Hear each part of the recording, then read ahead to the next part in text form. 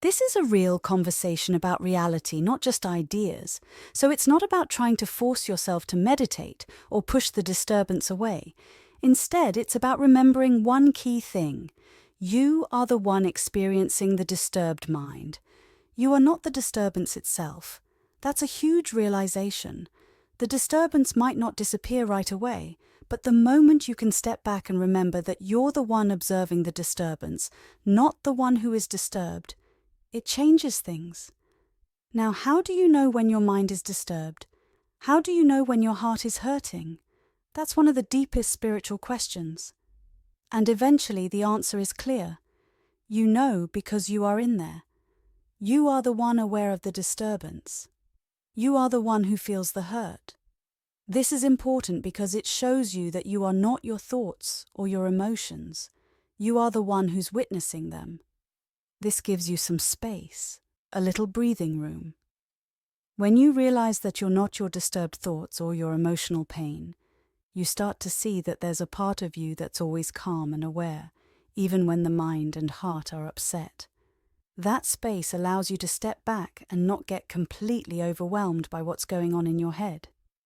So the next time your mind is disturbed, remember that it's just something you're experiencing. It's not who you are. This won't instantly make the disturbance go away, but it does help you find some peace in the middle of it all, and that's a powerful place to be. Now, once you've got a handle on things, you can try different approaches. One of the most important things you can do is ask yourself, can I get my focus off this disturbed mind? Now, that doesn't mean you're avoiding the problem or escaping from it. It's not about running away from your issues. It's more about understanding that when your mind is upset, when it's all rippled like disturbed water, jumping right into it to fix things isn't going to help. You need some distance. You need to take a step back and see things more clearly. That's why therapists often suggest activities like taking up a hobby, going for a run, or doing something else to distract yourself. These activities don't solve the problem, but they give you a break from constantly focusing on the disturbance. It's like giving your mind a chance to stop fixating on what's wrong.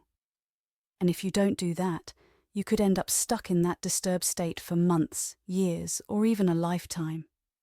I've met people who were doing fine. Then something triggered an old issue or some buried emotion, and they got lost in it. They got caught up in their own world of pain and confusion, and it took over their lives. I've seen people decades later, 20, 30, even 40 years, and tells, I got lost. I let that disturbance run my life, and it took me years to even realize it. This can happen to anyone. You get so overwhelmed by what's going on inside of you that you start making decisions based on trying to ease that pain or discomfort. And while I respect that, it's a human response, it's important to remember that there's a better way.